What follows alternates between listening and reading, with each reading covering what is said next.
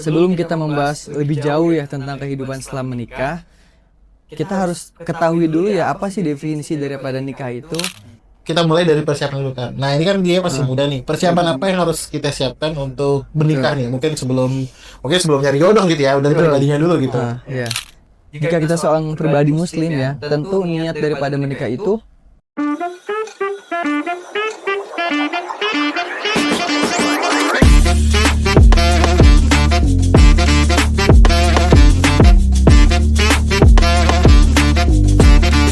Assalamualaikum Kang Arya. Wabarakatuh. Kang, ini namanya Haris kan. Arif. Tadi saya ngeliatin dia kayak kok pusing banget kepalanya kan. Nah dia itu katanya ternyata takut kan mau nikah gimana. Allah. Ntar kalau misalnya ntar kehidupan nikah gimana. Nah kan Kang Arya ini kan udah nikah nih. Alhamdulillah. Tadi Haris atau Haris? Haris ya? Haris pakai sa. Haris. Haris. Oke, bukan Haris J ya? Oh, bukan. Nah, Siap-siap. Ini lokal. nah, jadi dia tuh pengen nanya-nanya gimana sih suasana kehidupan setelah menikah, terutama sama yang masih muda. Kan dia masih muda juga kan. Boleh. Nah, Haris. Ayo Riz, monggo Riz, tanyanya Riz. Silakan. Ini Kang, jadi aku kan bingung nih karena pernikahan itu kan kompleks ya. Iya, Yang aku lihat gitu. Nah, dari pernikahan itu apa yang perlu dipersiapkan oleh kita gitu untuk masa depan dan juga hingga maut menanti lah gitu istilahnya lah. Baik. Baguslah pertanyaannya ya. Sampai ingat sama mati ini. Luar biasa. Visioner ya, insyaallah. Ya, jadi berbicara soal pernikahan, sebelum kita membahas lebih jauh ya tentang kehidupan setelah menikah, kita harus ketahui dulu ya apa sih definisi daripada nikah itu. Pernikahan itu kan apa? Menghalalkan yang sebelumnya haram ya, ikatan antara laki-laki dengan wanita ya dalam sebuah rumah tangga ya. Jadi yang awalnya haram bisa berubah menjadi halal ya. Dan kemudian tentu harus ada syarat-syarat, hak-hak dan kewajiban yang perlu ditunaikan setelah menikah. Jadi nggak sekedar asal nikah gitu. Asal nikah, apalagi cuma sekedar statusnya gengsi. Wah, karena teman-teman gue udah pada nikah nih, gue umur segini belum nikah, kayak gini terus ya. Jadi kita harus punya pemahaman dulu soal menikah itu apa, kemudian tujuan daripada menikahnya apa, visi misinya apa. Nah, sebelum kita jauh membahas nanti kehidupan setelah menikah ya, yang begitu rumit, kompleks seperti itu. Nah, kemudian sekarang selanjutnya usia muda. Nah, kan bicara kita asiknya muda. Iya, asiknya nikah di usia muda. Nah, ini kalau kita bicara soal muda, kita harus juga tahu dulu nih tolak ukurnya. Sebenarnya berapa sih usia muda itu menurut pandangan Islam gitu? Berarti usia siap nikahnya itu kira-kira berapa? Ini sih bukan masalah soal kesiapan, tapi kita tahu dulu nih usia muda ini sebenarnya berapa sampai berapa. Nah gitu. Jadi sebenarnya kalau para ulama ada perbedaan pendapat. Ada yang berpendapat bahwasanya usia muda itu di antara rentang 17 sampai dengan 30. Nah muda. Ada juga 17 sampai 32. Ada yang berpendapat bahkan ulama salaf 17 tahun sampai 40 tahun. Lalu umur berapa Riz? Nah, kalian sekarang umur berapa? Udah lebih 20 tapi mikir-mikir dulu nih. Oh iya, nggak apa-apa. Kan nyata harus urus juga gitu. Benar, bagus. Kang Arya gimana nih Kang? Baik, pertama, jika kita seorang pribadi muslim ya, tentu niat daripada menikah itu yang pertama adalah karena ibadah. Nah, atas dasar ibadah. Jadi jangan atas dasar gengsi, atas dasar kemudian juga hanya syahwat, kemudian atas dasar hawa nafsu, jangan ya. Jadi niatkan ketika kita menikah itu dalam Islam tujuannya untuk ibadah kepada Allah. Nah, karena kalau niatnya ibadah, pasti segala sesuatunya akan dimudahkan. Nah, Bergema sampai selamanya ya.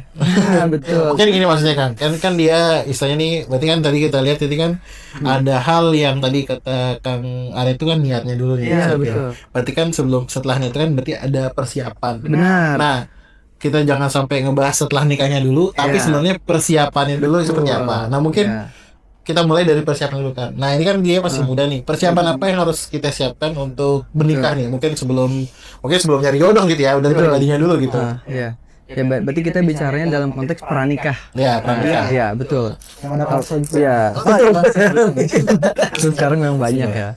Nah, jadi memang bicara soal kehidupan pranikah untuk mempersiapkan pasca menikah atau proses menikah, itu banyak hal yang harus perlu kita persiapkan ya, baik dari segi non materi dan juga segi non materi. Mohon maaf, dari segi non materi dan juga dari segi materi. Nah, jadi memang ada dua hal itu yang harus kita persiapkan. Yang pertama segi non materi, yang kedua segi materi. Non materi apa contohnya?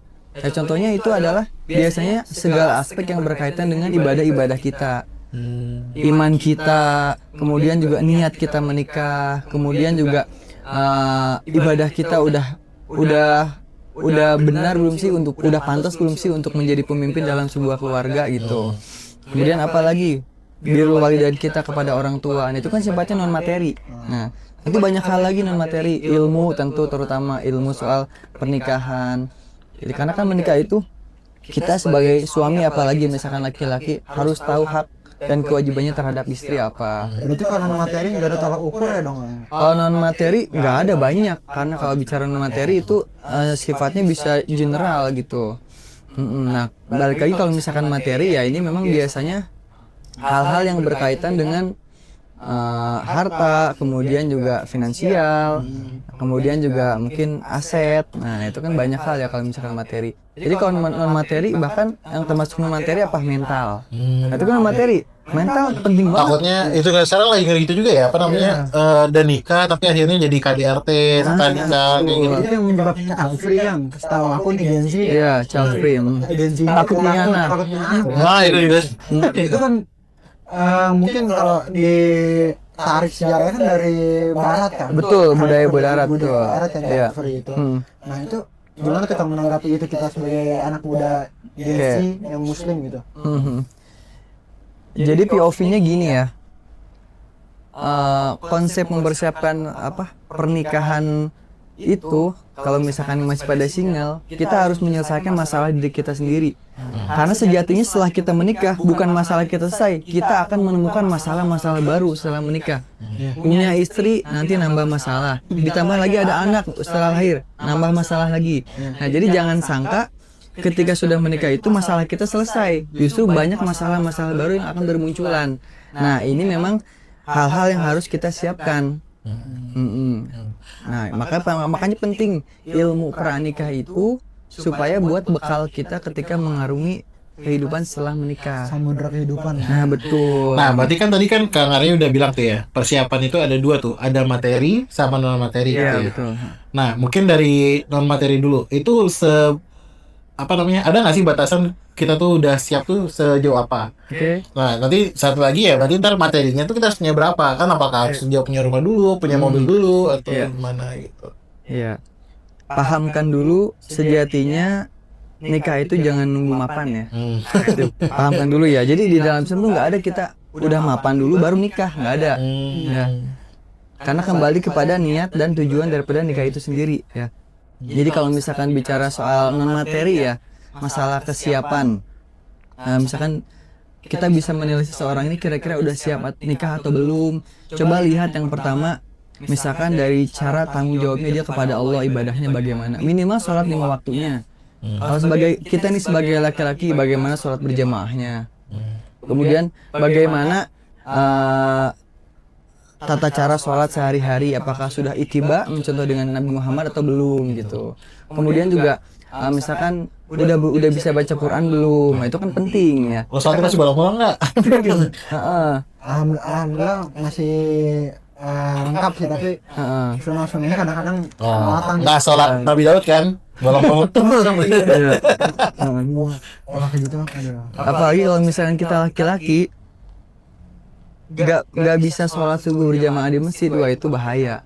Gimana mau bangun rumah tangga, bangun subuh aja susah, gitu kan? Nah, itu karena indikator kebaikan seorang muslim itu minimal dari sholat subuhnya sebagai laki-laki udah berjamaah di masjid. Berarti buat bisa jadi pemimpinnya tuh dari sholatnya itu ya. Ya, kemudian apalagi setelah itu, setelah misalkan lancar bisa baca Quran, ya itu tapi nggak ini ya, nggak mutlak gitu ya.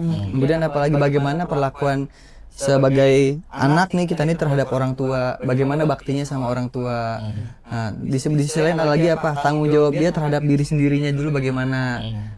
Seperti itu. Bagaimana Berarti kalau mau nikah kita harus sejatinya juga berarti kita harus memahami realitas yang ada juga dong. Iya, harus. Realitas kita dengan yang mana dan fokus untuk memperbaiki diri atau memantaskan diri gitu ya.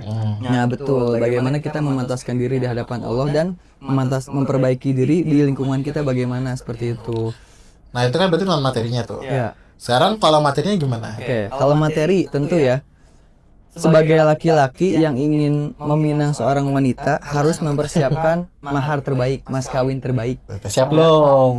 Nah, makanya pentingnya kita punya tabungan nih. Misalkan Haris sekarang lagi magang, nanti kan akan menuju misalkan berkarir kerja di perusahaan atau bisnis sendiri. Nah, itu harus punya tabungan tuh dan bikin perencanaan hidup. Haris mau nikah di usia berapa? Gitu. Kalau saya dulu, alhamdulillah atas izin Allah, itu sejak lulus tingkatan SMK itu udah punya target menikah di usia 25. Kenapa saya harus nikah di usia 25? Karena role model saya Rasulullah SAW. Gitu. Nah, kita juga harus selain punya perencanaan, punya role model dalam hidup. Seperti itu. Jadi bener-bener kita terus belajar sebelum nikah. Seperti itu ya. Jadi perlunya perencanaan, bikin perencanaan.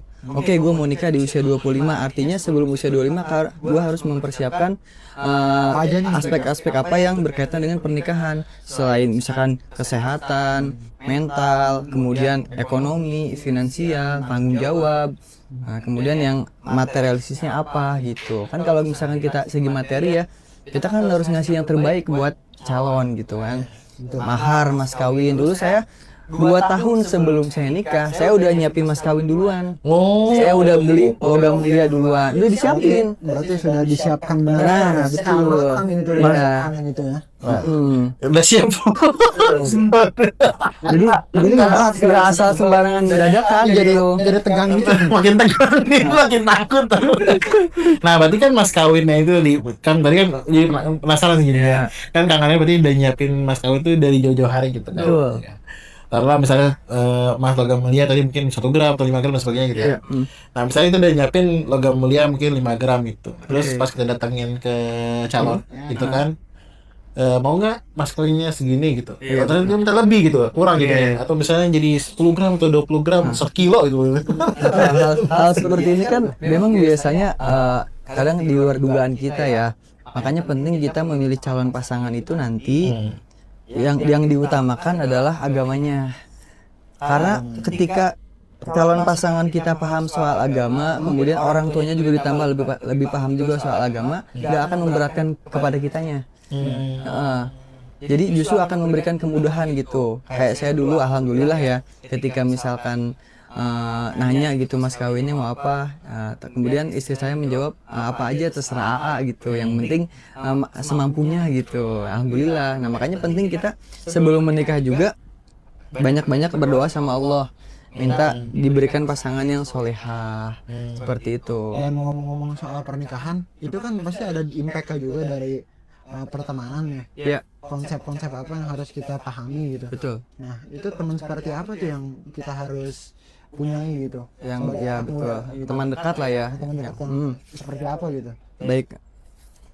Nabi Muhammad itu pernah bersabda dalam sebuah hadis yang berbunyi al-mar'u ala dini khalilihi. Nah, agama seseorang itu tergantung agama teman dekatnya.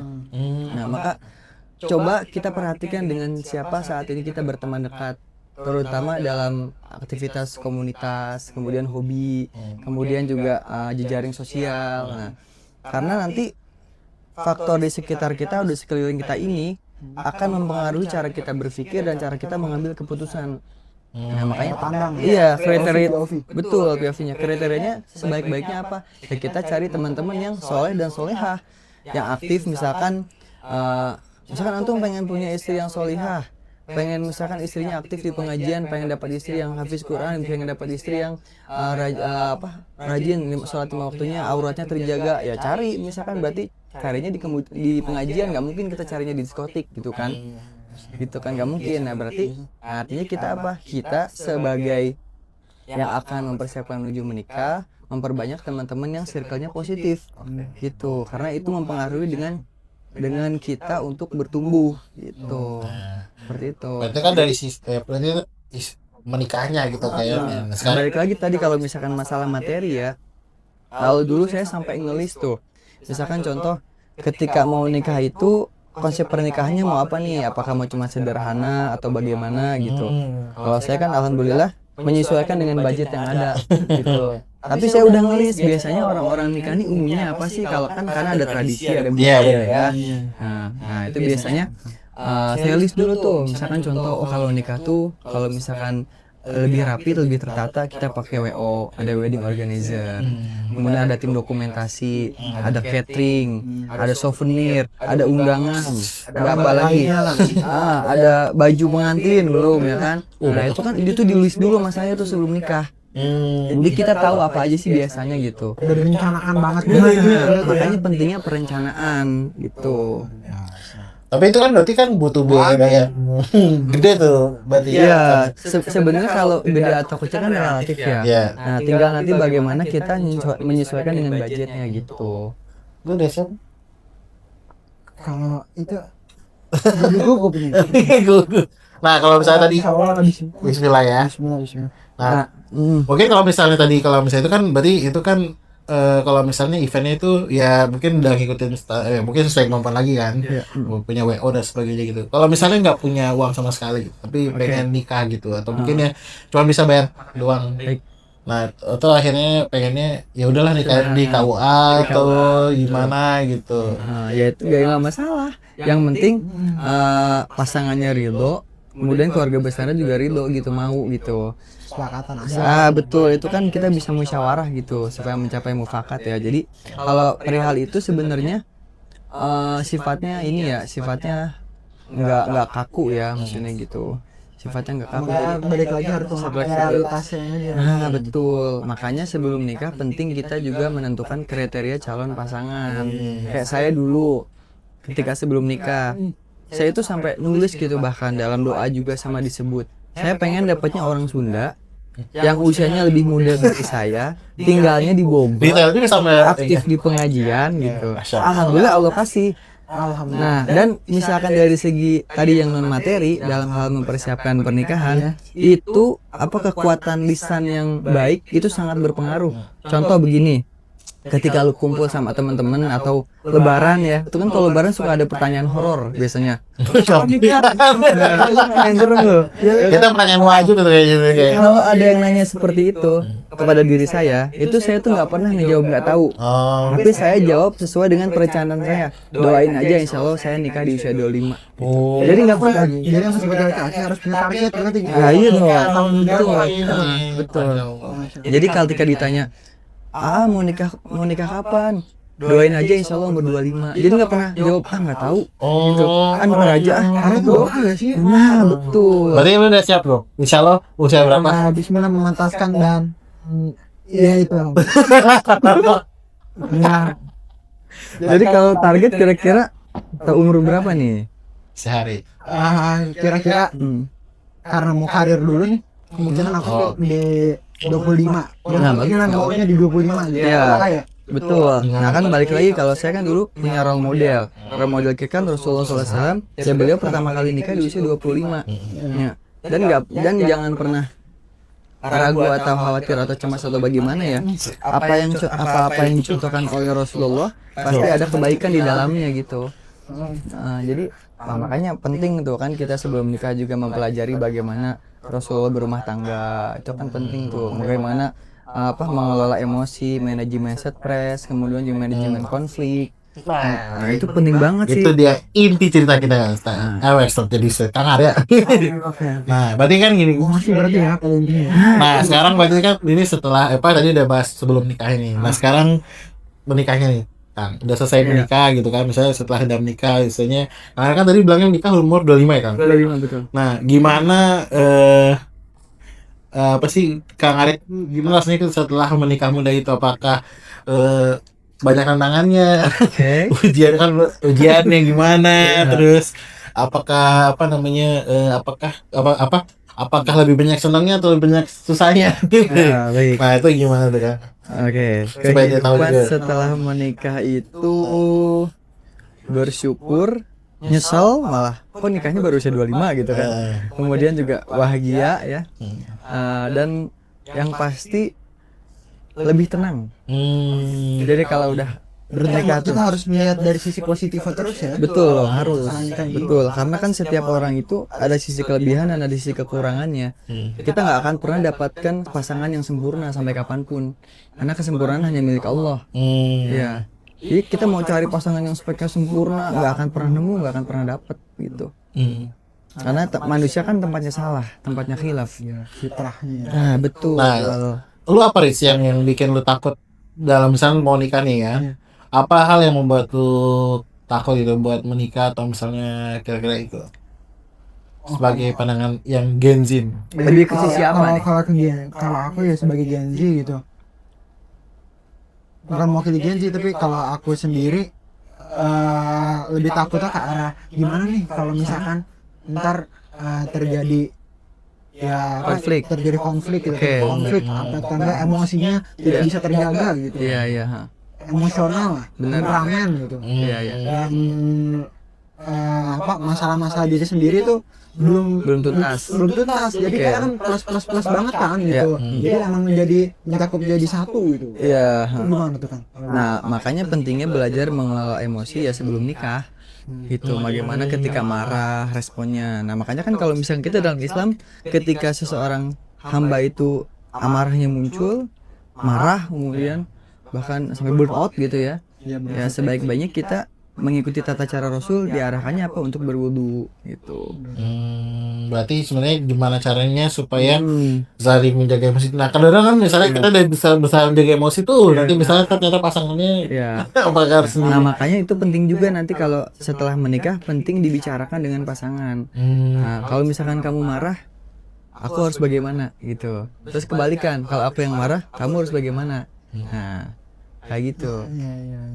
Oh gitu. Jadi saling memahami lah ya. Iya, betul. Karena memang nanti menikah itu berkali-kali memahami pasangan, berkali-kali memaafkan pasangan, berkali-kali mengalah kepada pasangan.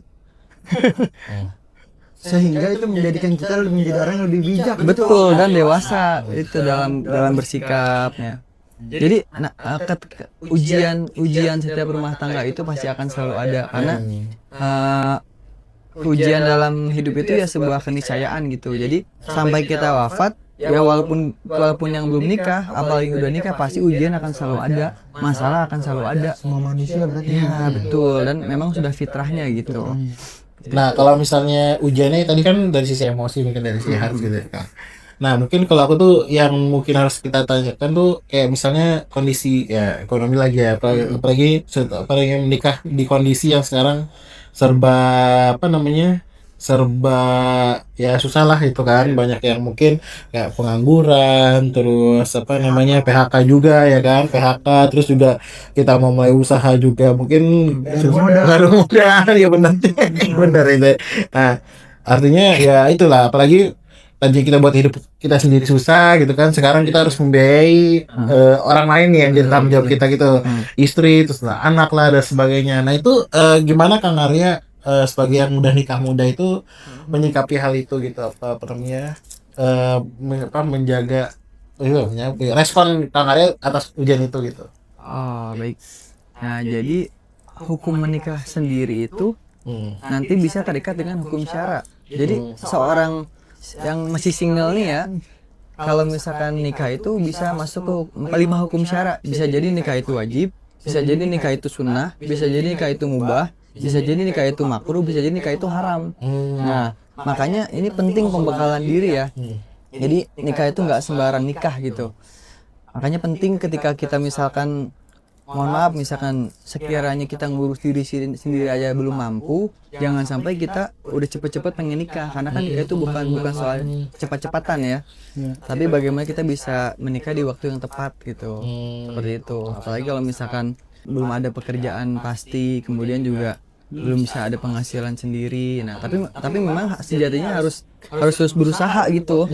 Nah, kita kan ikhtiar, kita kan punya Allah gitu. Maka di dalam keadaan ekonomi yang seperti ini ya tentu kita harus usaha. Misalkan sulit lagi cari kerja, coba bisnis apa, merintis gitu, coba pikirkan gitu, atau mungkin ada jasa apa yang bisa ditawarkan. Intinya kita sebelum menikah ya harus punya penghasilan sendiri ya, walaupun kadang kita nggak harus berpenghasilan tetap, akan tetapi kita tetap berpenghasilan Iya. gitu. Berarti harus kita usahakan. Nah, kita usahakan lagi gitu. Kalau kata batas senjama gitu. Oh gitu. Bukan kita usahakan rumah itu. Kita usahakan kalau itu berat tuh itu. Ya. Makanya tadi kan saya juga sempat bilang masalah child free, kemudian kan kalau kan misalkan pemikiran antara muslim dengan non muslim tentu berbeda ya, sangat jauh ya. Justru padahal kalau misalkan dalam Islam tuh ketika kita menikah kemudian kita yakin bahwasanya Allah Maha Pemberi rezeki, kita tuh akan dikayakan sama Allah dengan jalur menikah. Iya. Bahkan nikah itu salah satu pembuka pintu rezeki di antara pintu rezeki yang begitu banyaknya. Kan pembuka pintu rezeki itu ada banyak, ada dengan cara bertakwa, dengan cara beristighfar, dengan cara bersedekah, dengan cara berdagang. Nah, banyak hal ya. Nah, maka nikah salah satunya adalah pembuka pintu rezeki. Dan kalau misalkan kita punya anak, jangan takut anak kita nggak dapat rezeki. Pasti Allah hadirkan rezeki pada setiap anak kita yang lahir. Gitu. Berarti justru harusnya kita jangan takut sama rezeki itu setelah nikah ya. Nah, betul. Takut juga sama yang terjadi kalau Ya. anak kita. Tapi bukan berarti kita pasrah sama Allah doang gitu kan. Enggak, betul. Konsep pasrah kan nggak begitu. Maksudnya tinggal dia tiba-tiba uang datang gitu nggak mungkin. Saya mengentaskan berarti. Betul. Nah, makanya Usahakan gitu. sebelum menikah itu bekal non materi yang berupa tauhid dan akidah ini penting karena kaitannya dengan iman dan takwa kita di hadapan Karena itu Allah. dasarnya berarti. Betul, fundamental, itu fondasi gitu. Nah, kalau kita masih ragu sama Allah, ya gimana? Kan Allah juga kan dalam diskusi menyampaikan aku sesuai dengan prasangka hambaku. Nah, maka kalau kita prasangkanya juga buruk terus sama Allah, suuzon, prasangka buruk, kemudian juga nggak yakin sama ketetapan Allah. Nah, ya udah siap-siap kita juga pasti hidupnya gitu-gitu terus gitu. Berarti jangan ragu kali ya, kayak di hadis aku sih hadis Arba'in kalau nggak salah ya. Kayaknya Yang berapa? yang tinggalkanlah apa yang meragukanmu kepada yang tidak meragukanmu. Iya, betul. Relate juga nggak sih? Relate, Untuk masa pernikahan ini. kalau itu sih yang saya pelajari berkaitannya dengan hal muamalah atau ibadah sih ya. Buat dagang gitu ya berarti ya. Nah, macam-macam. Beda-beda ya. Tapi kan nikah juga akad juga sebenarnya kan. Betul. Nah, berarti kalau misal tadi dari si Haris nih kan apa namanya? Takut tadi udah dia dibahas uang dan sebagainya, emosi juga gitu kan. Nah, tadi sempat si Haris nyebut tentang child free tuh. Child free ya. Yang menjadi ketakutan sekarang. Apakah kita pantas gitu takut sama maksudnya punya anak itu, apakah kita harus takut gitu? Karena kan ada mungkin yang mungkin belum punya anak atau mungkin apa namanya ada yang takut tuh buat punya anak karena sekarang biaya sekolah biaya gitu. Gimana tuh mengatasi pemikiran itu kan pasti kan ada pemikiran dulu. Apa kita harus takut punya anak gitu? Kayak. Dari pikiran. Apalagi kan Aryan nikahnya muda tuh. Iya. Kan berat lagi. Kalau berkaitan dengan itu untuk menepis rasa-rasa ketakutan ya, was-was terhadap takut misalkan nggak punya rezeki kalau punya anak, ya memang pertama yang dibangun itu fondasi keyakinan dulu kepada Allah gitu. Betul, balik lagi kembali ya. Nah, nanti kan sisanya kita ada ikhtiar, ada doa. Nah, makanya kan ada singkatan kan duit biasanya. Doa, usaha, ikhtiar, tawakal. Oh itu. Iya. Jadi itu namanya duit ya. Duit. Karena sebenarnya apa ya? Ketakutan kita soal rezeki itu ya karena kurangnya keimanan kita juga kepada Allah. Itu. Makanya kalau kita hidup ini kenal sama Allah, kenal sama Rob semesta alam, pencipta kita semua, pasti hidup kita enjoy. Apapun masalah, kita tenang walaupun besar masalahnya, apalagi kecil gitu. Karena setiap masalah yang hadir dalam hidup pasti kita akan kembalikan kepada Allah gitu. Oh, berarti ya memang keyakinan yang pertama. Keyakinan. Ikhtiar gitu. Betul. Oke, berarti mau berbeda nih dari konsepnya juga. Kalau misalkan kafir kan berarti kita kan hanya menerapkan ke logika saja. Iya, itu kan baru cuman Prasangka. rezeki ya. Belum nanti kalau misalkan punya anak harus kita didik. Nah, makanya kan ada ilmu parenting. Nah, itu penting juga tuh sebelum nikah tuh belajar parenting. Lengkap ya dalam Islam. Lengkap, betul. Bagaimana Rasulullah dulu berkeluarga, para sahabat berkeluarga, kemudian juga kalau kita bicara mengambil dari Al-Quran, itu kan banyak banget cerminan-cerminan keluarga Nabi dalam Al-Quran. Ada yang suaminya soleh tapi istri dan anaknya toleh atau nggak soleh. Contohnya siapa? Nabi Nuh alaihissalam. Toleh itu ya nggak bertakwa, nggak beribadah pada Allah gitu. Jadi Nabi Nuh, contoh Nabi Nuh suaminya soleh, istri dan anaknya nggak soleh. Nah, kemudian ada lagi siapa? Asia dan Firaun. Asianya soleha, Firaunnya toleh. Nah, banyak, betul masing-masing. Ada lagi siapa? Ada lagi kalau yang didambakan oleh kita itu tentu selain keluarga Nabi Muhammad ada keluarga Nabi Ibrahim. Nabi Ibrahim suaminya soleh, istrinya Siti Hajar, Siti Saroh soleh, anaknya soleh. Nah, kemudian siapa lagi? Keluarga Ali Imran. Nah, sama. Ali Imran itu kan bukan nabi, tapi dikisahkan dalam Al-Quran. Keluarga yang soleh. Betul, keluarganya keluarga yang soleh-soleha. Nah, Masya Allah. Jadi makanya penting kita sebelum nikah itu banyak-banyak belajar gitu, terutama ilmu-ilmu yang berkaitan dengan parenting. Berarti emang ilmu ya? Betul. Awalnya. Nah, itu ilmu itu bagian dari persiapan non materi. Kalau non materi banyak ya, tadi misalkan tauhid, akidah, keimanan, kemudian mental, kesehatan. Berikhtiar doa gitu. Iya, betul. Doa, kemudian bakti sama orang tua. Ya, itu kan cakupannya dengan ibadah ya. Karena apa? Balik lagi kemudian menikah juga kayak kesehatan reproduksi itu penting banget. Gitu. Jadi nggak sekedar ya, maksudnya nggak sekedar nikah, tapi kita harus tahu kesehatan reproduksi kita bagaimana gitu. Oke. Gimana nih? Lu udah terjawab belum untuk rasa ketakutan lu tadi tuh? Ya, keresahan sih gimana? Oh, udah terjawab ya. Jadi bismillah aja. Aja kita memantaskan dan Ya. melanjutkan apa Berarti ya intinya berarti dia harus persiapannya aja. Bikin perencanaan. Betul. Nanti kalau mau ada tips perencanaan dari saya boleh nanti. Oh, tuh enak tuh bisa langsung nanya sama Kang Arya. Masih ada ya? Udah tanya. Nah, berarti Kang Arya sekarang kan kita buat teman-teman yang nonton itu kan. Kang Arya ada ini enggak saran atau apa namanya pesan penutup untuk teman-teman yang mungkin yang nonton tuh masih takut buat nikah gitu, apalagi mungkin yang muda-muda sekarang itu, karena kan banyak sekali yang bilang sampai istilah tuh scary is very scary, very scary. Nah itu supaya kita mencegah tuh gak usah takut kan nikah gitu. Ya. Baik, untuk teman-teman yang sedang mempersiapkan menuju pernikahan, ya tentu sebelum menikah kita harus banyak mempersiapkan hal-hal yang berkaitan dengannya ya. Tadi yang pertama dari segi non materi dan itu juga dari segi materi ya. Nah, maka pentingnya kita menjadi pribadi muslim yang kafah, yang utuh ya.